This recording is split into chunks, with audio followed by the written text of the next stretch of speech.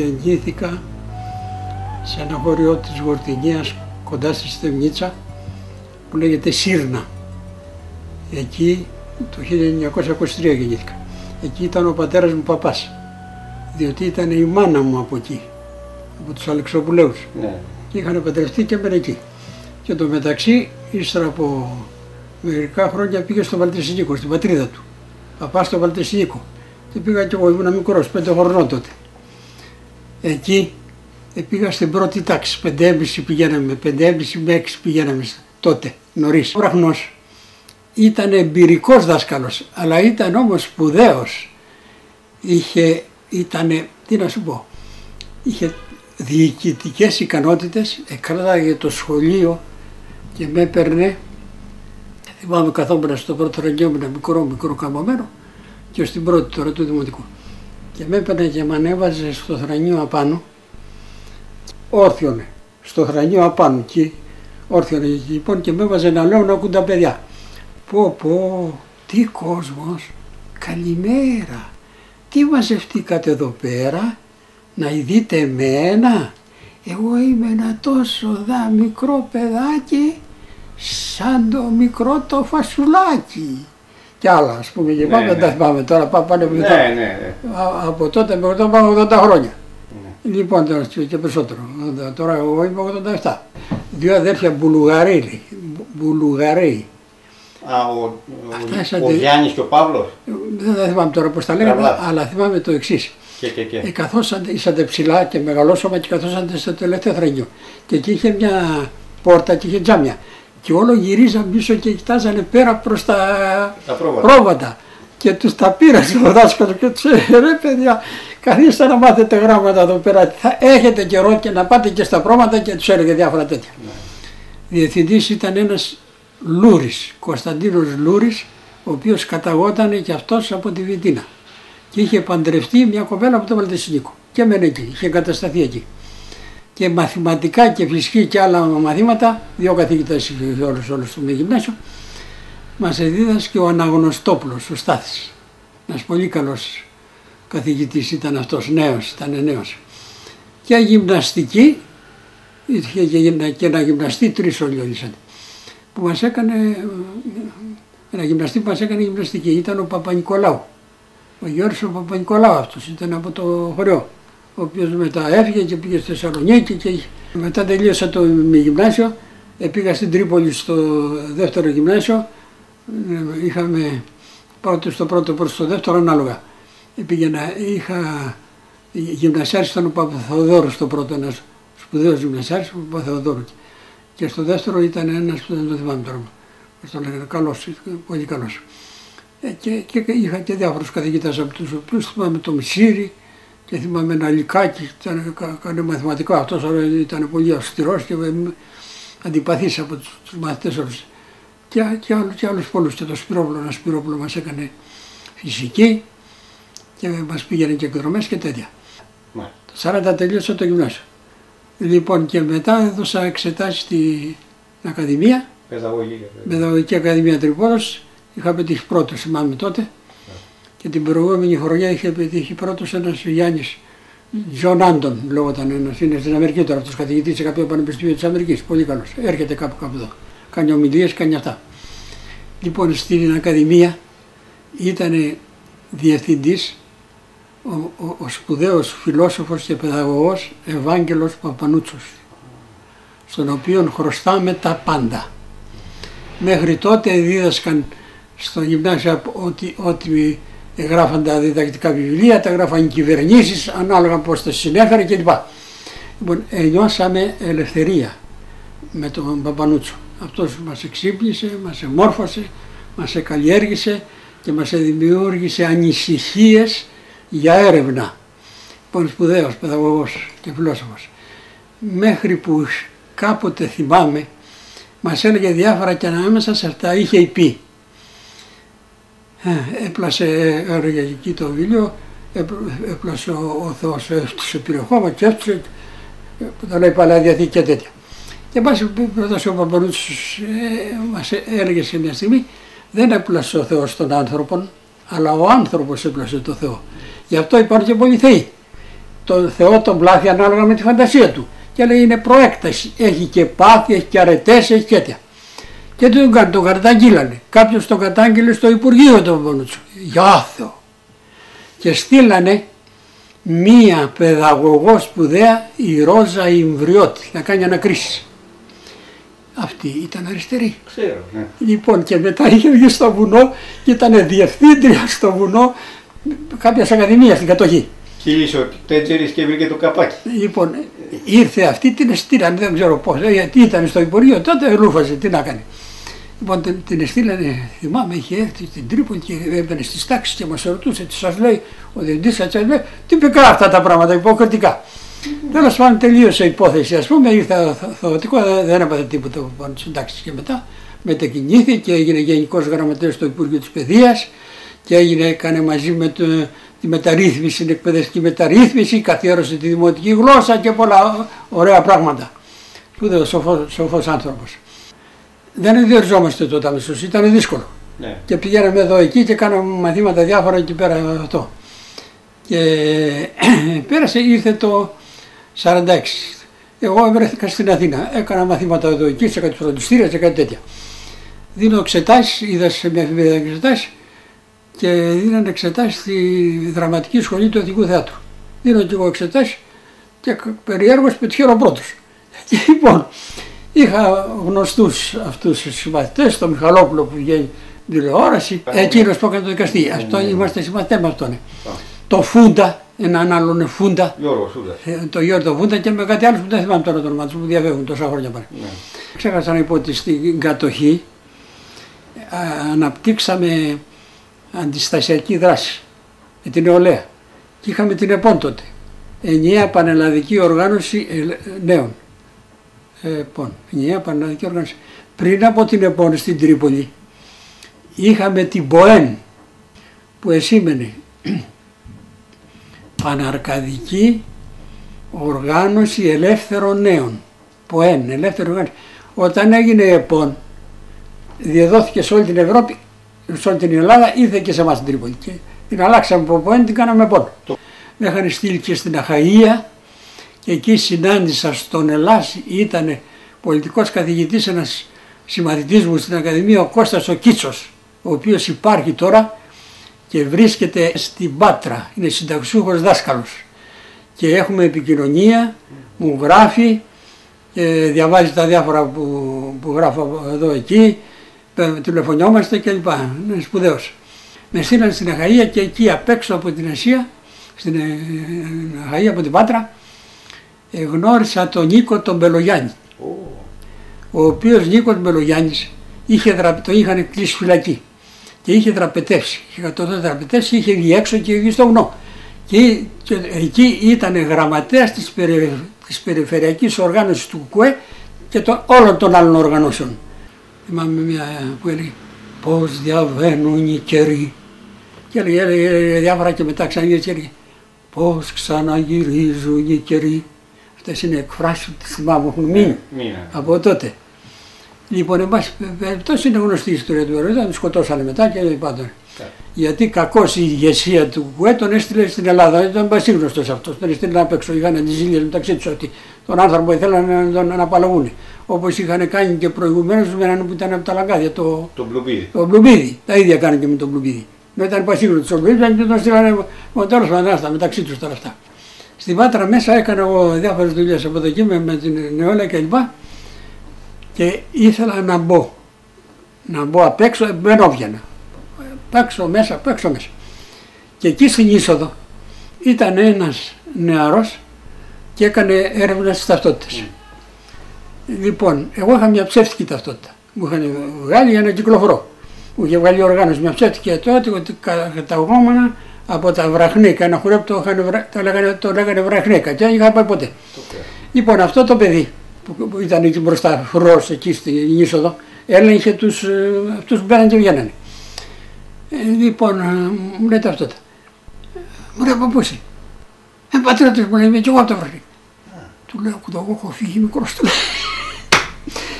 Έχω φύγει μικρός, του λέει, και δεν γνωρίζω. Μου λέει, για ανέβα πάνω, είχε ένα ποδήλατο αυτός. Να με πάει τώρα για εξακρίβωση, δεν πίστηκε με αυτό που του είπα και ανέβηκα πίσω στη σέλα του ποδηλάτου του και αυτός μπροστά οδηγούσε και πήγα να με πάει. Τότε γενικός αυτός των ταγμάτων ασφαλείας ήταν ένας κουρκουλάκος και είχε έδρα την Πάτρα. Προχωρώντας λοιπόν εγώ πίσω, σε μια στιγμή που λες αυτό, πηδάω κάτω από τη σέλα αυτού, αυτός με πήρε είδηση αμέσως. Λοιπόν, προχωρώντας κάποτε, εγώ προχωρούσα, εντωμεταξύ ήταν ένα ρέμα και κάτι δέντρα δεξιά-αριστερά και πάω τυχώνουμε εκεί μέσα στο ρέμα. Έψαχνα από εδώ, ψάχνα από εκεί. Εκεί δίπλα ήταν ένα ξοχικό σπίτι. Προχωρώ και φτάνω μες στο σπίτι. Εκείνος εκεί που είχε το σπίτι, μου λέει ποιος έτσι αυτό. Του λέει μαντάρτης. Λοιπόν, νόμιζα ότι είχε μια συμπάθεια. Καλά, μου λέει καλά. Τι κάνει ο άτιμος. Πάει μέσα και ειδοποίησε τους ασφαλίτες. Εγώ υποψάστηκα και κατεβαίνω κάτω με τον τρόπο του να πούμε, δεν μου είπε θες τίποτα, πεινάς. Βγαίνω έξω, κατά υποψάστηκα. Πονιάστηκα που λέμε. Βγαίνω έξω που λες μέσα στα νερά, μέσα σε αυτό και βγαίνω και φτάνω απ' έξω από ένα ύψωμα. Ξέφυγα τον κίνδυνο. Δεν περνάει που λες μισή ώρα και ακούω μια έκρηξη τεράστια. Τι είχαν κάνει. Είχε φέρει τους ταγματασφαλίτες και ψάχνανε να με βρούνε. Δεν με βρήκαν μες στο σπίτι και το ανατινάξανε το σπίτι, νομίζοντας ότι κάπου κρύβουμε. Θα τον αποζημιώσανε φυσικά γιατί ήταν δικό του, ένα ξοχικό, ένα καλύβι. Πάει στο καλό του και εκείνο.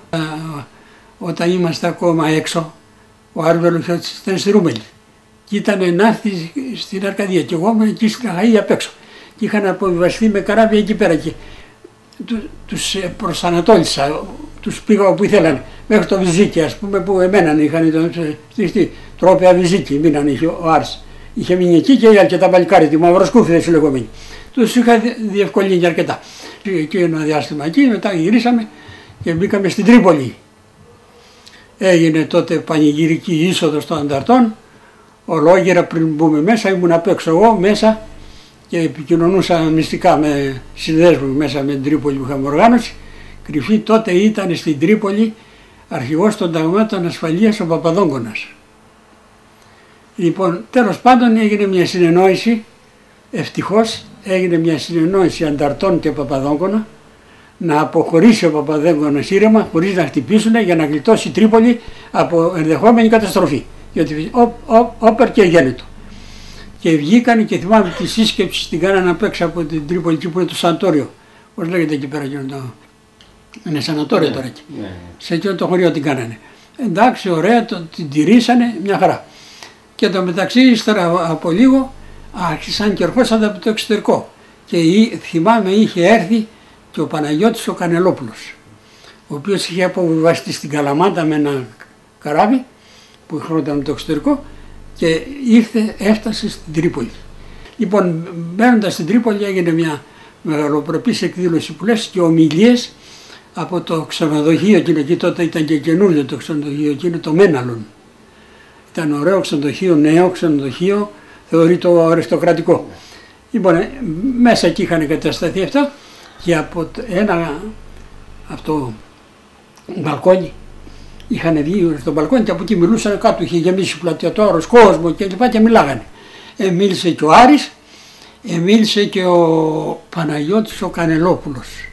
Απίφθινε αυτό χαιρετισμό και μήνυμα της ελευθερίας προς τον κόσμο κάτω και θυμάμαι είχε πενέσει πολύ τσαντάρτικα κλπ. Τα παιδιά όλα και εγώ και πονίτες με διάφοροι. Και πέρασε ένας αντάρτης εκεί πάνω με τις αυτός και μου λέει δεν λες και εσύ 5 λόγια. Ανεβαίνω λοιπόν εγώ και τους είπα μερικά λόγια για την νεολαία, για την ΕΠΟΝ από κάτω στον κόσμο. Πάει και αυτό, τελείωσε.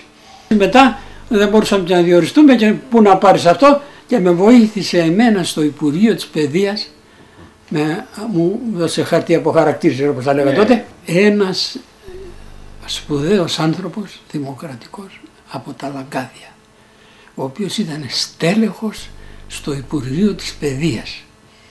Δεν θυμάμαι πώς τον λέγανε τότε, ένας σπουδαίος άνθρωπος, ο οποίος κακομοίρσε. Ποιος ήταν?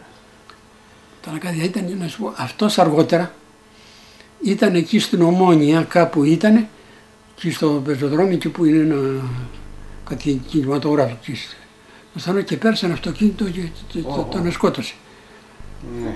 Λοιπόν, δεν θυμάσαι το όνομα. Δεν το θυμάμαι τώρα. Μπορεί να έρθει μετά. Ξεχνάω, ναι. Άμα σου έρθει θα το πεις. Λοιπόν, Δελιβοριάς. Α, ο Δελιβοριάς. Σπουδαίος. Αυτός λοιπόν με βοήθησε, με παρακτήσε και διορίστηκα δάσκαλος. Διορίστηκα, έφυγα, πήγα στη Μακεδονία, στη Χαλκιδική. Στη Χαλκιδική πήγα σε διάφορα χωριά με στέλνουν, σε ένα χώριο το λέγανε Παλιοχώρι, ένα χώριο το λέγονταν Αρνέα, ένα άλλο λέγονταν Στρατόνι, Στρατονίκη και λοιπόν πέρασα όλα αυτά τα χωριά. Πέρασαν τα χρόνια, φεύγω εγώ μετά, πηγαίνω, τότε πάλι με βοήθησε ο Δελιβοριάς πάλι ακόμα, ήταν ζωντανός ακόμα και με έστειλε στο Σουδάν. Στο Σουδάν είχαμε ομογένεια, ακμάζουσα, πολύ σπουδαία και μου λέει θα πας εκεί κάτω. Και πήγα πράγματι στο Σουδάν, διευθυντής εκεί στο σχολείο, είχε και άλλους δασκάλους, ντόπιους κλπ. Έμαθα τα αραβικά εγώ εκεί πέρα, πήγαινα τις ελεύθερες μου ώρες, πήγαινα, είχαν κάτι σαν σχολές που διδάσκαν την αραβική στους ξένους, οι ντόπιοι, οι Άραβες. Λοιπόν και πήγαινα και έμαθα άριστα τα αραβικά και να γράφω και να διαβάζω και έγραφα και όλα, είχαν και ένα περιοδικό εκεί πέρα και ο διοικητής τους, η περιοχή εκεί πέρα του Σουδάν ήταν ανάμεσα στους δύο Νείλους, το Λευκό Νείλο και το Γαλάζιο Νείλο. Και λεγόταν Γκιαζίρα. Γκιαζίρα στα αραβικά θα πει νησί. Που λεγόταν, το ονομάζαν έτσι. Ήταν μια περιοχή ίσα με την Ελλάδα. Και γενικός διοικητής ήταν ένας φιλέλληνας σπουδαίος, ο οποίος εσύχναζε με τους Έλληνες, ερχόταν στη λέσχη την ελληνική και πέρα είχαμε παροικία μεγάλη και σπουδαία. Τον έλεγανε Χάμεντ Ελφίλ. Χάμεντ Ελφίλ στα αραβικά θα πει ο δούλος του ελέφαντα, το όνομά του. Λοιπόν, ο Χάμεντ Ελφίλ λοιπόν έκαμε παρέα κλπ. Και θυμάμαι μου έδωσε το παράσημο, επειδή έμαθα τα αραβικά και μου έδωσε το παράσημο της Γκιαζίρα. Στη Λέσχη, ήταν και ο πρόεδρος εκεί πέρα της παροικίας της ελληνικής και πολλοί άλλοι, πάει αυτό. Λοιπόν, έκατσα εκεί πέρα 5 χρόνια. Τελειώσαν τα 5 χρόνια, ήρθα πάλι στην Ελλάδα, υπηρέτησα σε διάφορα σχολεία εδώ εκεί, τα θυμάμαι τώρα που να πρώτο θυμηθώ, και μετά έφυγα για τη Ιερουσαλήμ. Είχα γνωριστεί και στο Υπουργείο μετά, δεν θυμάμαι αν ήταν ωστόσο ο Δελιβοριάς μετά. Με στείλανε στη Ιερουσαλήμ. Η Ιερουσαλήμ είχαμε και παροικία κοινότητα, αλλά ήταν του Πατριαρχείου τα σχολεία. Εκεί πέρα γνωρίστηκα που λες με όλους και είχα φιλίες στενές και με τον Πατριάρχη, ήταν ο Πατριάρχης Βενέδικτος, ο οποίος ήταν οικονομικός. Αυτός είχε τελειώσει και το νομική ο Βενέδικτος και είχαμε στενές σχέσεις. Και του άρεσε να κάνουμε παρέα και να με συμβουλεύεται σε διάφορα. Υπήρχαν προβλήματα τότε με τους Άραβες. Ήσαν δύο ζώνες τότε. Ήταν η αραβική και η εβραϊκή από εδώ. Και ο πρόξενος που ερχόταν δεξιά-αριστερά, ερχόταν και από εκεί, ερχόταν και αυτό. Και ο Βενέδικτος έλεγε στον οδηγό του. Έμενε έξω ο Βενέδικτος, είχε ένα εξοχικό σαβίλα, ήταν απάνω σε ένα ύψωμα για τη Σιμανή. Και από έξω και έλεγε στον οδηγό, πήγαινε να μου φέρεις τον Κρυμπά, πήγαινε να μου φέρεις τον Κρυμπά. Και ερχόταν μέσα στην πόλη, έμενα εγώ, εκεί στο σχολείο είχε χώρο και έμενα εκεί κάπου και ερχόταν μου λέει, σε θέλει ο Πατριάρχης, σε θέλει ο Πατριάρχης. Πήγαινε ο Πατριάρχης, μου άνοιγε συζήτηση για να πάρει γνώμες. Έμεινα άλλα 5 χρόνια εκεί πέρα. Ιερουσαλήμ. Είχα ωραίες σχέσεις εκεί πέρα με την παροικία, με όλα αυτά. Δεν θυμάμαι λεπτομέρειες, τους οργανώσα και θέατρα εκεί, κάναμε παραστάσεις διάφορες. Σχολείο ερχόταν και ήσανται και μερικοί λόγω όταν έγινε ο πόλεμος και ενωθήκαν αυτά. Ήμουν εκεί εγώ, όταν έγινε ο Άραβο-Ισραηλινός πόλεμος, ο πόλεμος των 6 Days War, των 6 ημερών. Ήμουν εκεί πέρα εγώ. Είχα μπει σε ένα ταξί για να βγούμε έξω, να φτάσουμε στη Βηρητό για να έρθω εδώ. Πήγαινα ερχόμουν τις διακοπές ας πούμε και σε αυτά. Και στο δρόμο μας έπιασε αυτό. Και εκεί ήταν ένα μοναστήρι. Αεροπλάνα από πάνω και λοιπά. Μπήκανε μέσα οι Εβραίοι και πήραν τις ζώνες αυτές. Και εκεί ήταν ένα μοναστήρι κάπου και του λέω αυτού πάμε μέσα στο μοναστήρι. Λέω δεν θα το βομβαρδίσω το μοναστήρι. Πάμε μέσα στο μοναστήρι και του λέω εγώ του ηγούμενου, ήταν και γνωστός μου, φέρε μου ένα σεντόνι άσπρο, του λέω, να το υψώσουμε. Εκείνος έχει τέτοια δειλία και ρωτάς που δεν ερχόταν μαζί να μου βοηθήσουν με τα ράτσα να υψώσουμε. Να φοβόταν. Το στρατό φοβόταν, φοβητσάριδες, τι να σου πω λέει. Λοιπόν και ανέβηκα πάνω, με βοήθησαν κάτι καλογεράκια και ανέβηκα πάνω, το δέσαμε σε ένα κοντάρι και το στήσαμε και κουνιόταν το έργο για να μην μας βαρδίσουνε, γυρίζανε γιατί μήπως κρύβονται μέσα φυγάδες και τέτοια, δεν μας βαρδίσουν. Και πράγματι γλίτωσε. Μετά έγινα επιθεωρητής. Προέκυψα επιθεωρητής και ζήτησα και μέσα στην επιτροπή ήταν πάλι ένας παλιός συμμαθητής μου, φίλος μου και μου λέει που δεν τα πας, θα με στείλει στη Χαλκιδική, του λέω, γιατί παλιές γνωριμίες. Και με έστειλε στη Χαλκιδική και η Χαλκιδική είχε 2 έδρες, 2 επιθεωρητές. Ο ένας είχε έδρα τον Πολύγερο και ο άλλος στην Αρναία. Και εγώ του είπα να με στείλει στην Αρναία και με έστειλε στην Αρναία, εκεί που είχα κάνει παλιά. Πράγματι λοιπόν κάθισα εκεί πέρα, τους βοηθούσα, εκεί επιθεωρητής τώρα ήμουνα. Πήγαινα στα σχολεία σαν φίλος, σαν αυτόν, δεν έκανα τον επιθεωρητή εγώ και τέτοια, καθόλου. Πήγαινα σαν φίλος και άμα έβλεπα καμιά δυναμία τους έκανα διδασκαλία εγώ, υποδειγματική διδασκαλία. Λοιπόν, δεν τον πρόσβαλα το δάσκαλο, τη δασκάλα, άμα έβλεπα ελλείψεις κλπ. Κοίταξα, έγραφα, εξακολουθούσα εγώ και έγραφα σε διάφορα περιοδικά και σε εφημερίδες. Θέματα που σχετιζόντουσαν περισσότερο με την εκπαίδευση και άλλα, λαογραφικά κλπ. Ο Αποστόλης ο Κακλαμάνης έπαιρνε τέτοια έντυπα και τα διάβαζε και είδε το όνομά μου. Σε είχε υπόψη του δηλαδή. Με είχε υπόψη. Λοιπόν και τους ερώτησε να μάθετε που υπηρετεί ο Κρυμπάς. Πράγματι λοιπόν εγώ παρέδωσα και ήρθα και με πήρε ο Κακλαμάνης στο γραφείο του όλα τα χρόνια μαζί του. Δηλαδή μου είχε εμπιστευτεί να συντάσσω απαντήσεις και λοιπά στα διάφορα αυτά, έρχομαι τι αν πούμε, είχε εμπιστοσύνη και λοιπά, εντάξει. Και αλληλογραφούσα και θυμάμαι και είχε στείλει και το Πατριαρχείο Κωνσταντινούπολης και κάτι γύρευε και χάρες και λοιπά και εγώ είχα συντάξει την απάντηση και λοιπά και είχα δώσει, ναι, μου λέει έτσι να απαντήσει. Κάτι θέλανε λοιπόν που δεν γινόταν. Αυτοί νομίζαν ότι επειδή είναι τότε μπορούν να κάνουν ό,τι θέλουν. Λοιπόν και κάναμε στο Υπουργείο της Παιδείας, που ήταν υπουργός, κάναμε στο Υπουργείο Εργασίας. Σε έπαιρνε κοντά. Με έπαιρνε κοντά. Μάλιστα, να σου πω, στο Υπουργείο της Παιδείας ήτανε, τότε αντικαταστάτης ήταν ο Τρίτσης. Ήμουν εκεί με το μέρος του Τρίτσι. Λοιπόν, απέναντι ήταν ο Κακλαμάνης και ανταλλάσσανε λοιπόν που λέγανε διάφορα. Λοιπόν, μόλις με είδε ο Κακλαμάνης ήμουν από εκεί, εγώ έρχεται και με παίρνει από το χέρι και με παίρνει από εκεί. Ο Τρίτσης του τον είχαν ενημερώσει ότι αυτός είναι έτσι. Τι μου τον παίρνεις, του λέει. Του λέει, ακούω, δεν τον παίρνω. Θα στον στέλνω. Και τι γινότανε. Πήγαινα πήγε σε 2 τώρα. Σε όλα τα υπουργεία του Κακλαμάνη και πρωί πήγαινα στον Τρίτσι και μου άφηνε δουλειά στο γραφείο, την έβρισκα, του την έφτιανα και του έδινα το φάκελο που όταν αργότερα που εργόσατε, εγώ ήμουν νωρίς, με ξέρει η θηρορή εκεί πέρα, τα ξέρουν όλα. Λοιπόν και λοιπά και θυμάμαι έλεγε ο Κακομοίρης, μου έστειλε μια ωραιότατη επιστολή ο Τρίτσης, ο Κακομοίρης.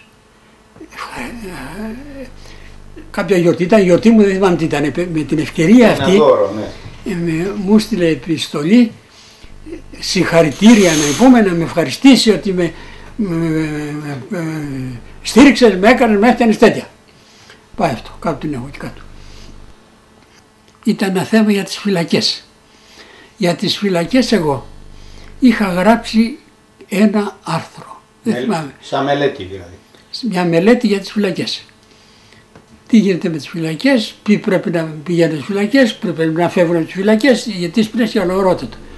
Και μου λέει ο Κακλαμάνης, διάβαστο. Σε όλους τους άλλους. Αυτό. Το θέμα τους ήταν οι φυλακές εκεί στη συγκέντρωση.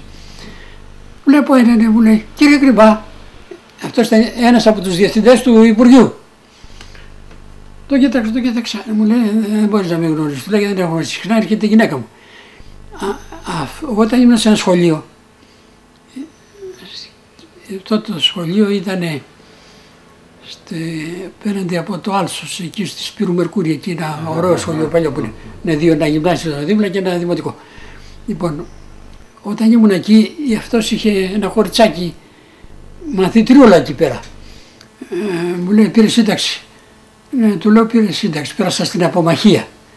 Για να σου πω, του λέω τι γράφει ο αυτός μέσα. Εκείνος ο αρχαίος κωμικός είναι σκύλος Σοφοκλής Ευρυπίδης. Ο Αριστοφάνης.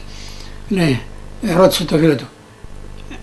Πέρα στην απομαχία, φίλος του λέει. Απεμαχέσω!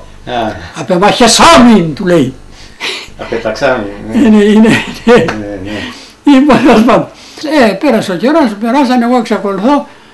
Ασχολούμαι, διαβάζω, γράφω σε περιοδικά, σε εφημερίδες, σε τέτοια. Δεν σταμάτησες καθόλου. Ναι, δεν σταματάω, αλλά τώρα έχω κουραστεί. Είναι ηλικία. Αλλά πάντα σε τραβάει ακόμα, δηλαδή. Αυτό είναι, αυτό ξέρει. Είναι η κλίση, η έμφυτη πλέον. Αυτό. Και φτάσαμε ως εδώ τώρα. Τις σπουδές στο ηθοποιηλίκι Το ηθοποιηλίκι κάτσα 1,5 χρόνο. Στη σχολή. Η σχολή, 1,5 χρόνο. Γιατί ήταν δύσκολο, έπρεπε να δουλεύω και να κάνω και να κάνω και δεν γυράσα και τα δύο. Και έμεινα και εκεί είχα αυτούς τους μαθητάς, ας πούμε, είχα κι άλλους, τους έχασα τώρα. Αλλά πήρα πτυχίο μετά. Το πήρες το. Μετά το πήρα το πτυχίο. Μετά έδωσα εξετάσεις ως εξαιρετικό ταλέντο. Μπράβο. Με βάση τον 1,5 χρόνο που είχα κάνει εκεί πέρα, είχα τη βεβαίωση και υπήρχε μια επιτροπή και έδινε εξετάσεις. Ναι, βάσει των ικανοτήτων. Βάσει των ικανοτήτων και σου δίνανε το πτυχίο ως εξαιρετικό ταλέντο. Και το πήρα και εκείνο. Σε θυμάμαι στο χωριό που κάναμε παραστάσεις, κάποιες παραστάσεις και είχες πει πολύ ωραία το απήγγειλες ένα πίγγι. Η γριά μου, σβούρα τα δράφτη τη γυρνά. Σβούρα τα δράφτη που γυρνά. Η βάβο η γριούλα η αφιντιάτς, πήρε την όκα στην αγκαλιά της και η κατσικιά κοντά στη φτιάτς. Και οι 4 που θα μας πάνε αλλοί στον άλλον κόσμο, ώρα καλή. Και οι 4 που θα μας πάνε, το ξέχασα πάρκα. Το θυμάμαι εγώ που το ηλικία, και μου κάτσε τότε, δεν το θυμάμαι. Ναι. Ωραία. Ήταν ωραίο. Αυτά. Τάμουν αυτά. Ναι. Τι άλλο να πούμε, εντάξει. Αν σκέφτεσαι κάτι άλλο ή... Δεν μπορώ, δεν θυμάμαι. Εντάξει. Είναι η ηλικία τώρα. Ναι, μάλλον. Τώρα είναι η ηλικία που και ξεχνάω, ενώ ξεχνάω. Ξεχνάω και πάω να πάρω κάτι και το ξεχνάω. Και γυρίζω πίσω. Γιατί ήρθα εδώ και παίρνεις τη σειρά. Ναι, για να το θυμηθώ. Που είμαι μικρότερος από σένα. Ακούσε εδώ, φυσικά είσαι πολύ μικρότερος. Βέβαια. Αυτά. Σε είχα δάσκαλο. Στην πρώτη τάξη.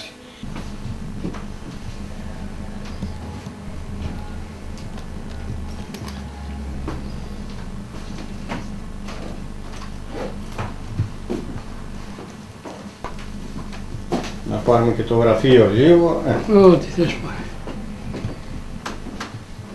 Σε αυτό το χώρο εδώ δραστηριοποιήθηκες εδώ καθώς ήμουν και έγραφες. Ναι, έγραφα, ναι.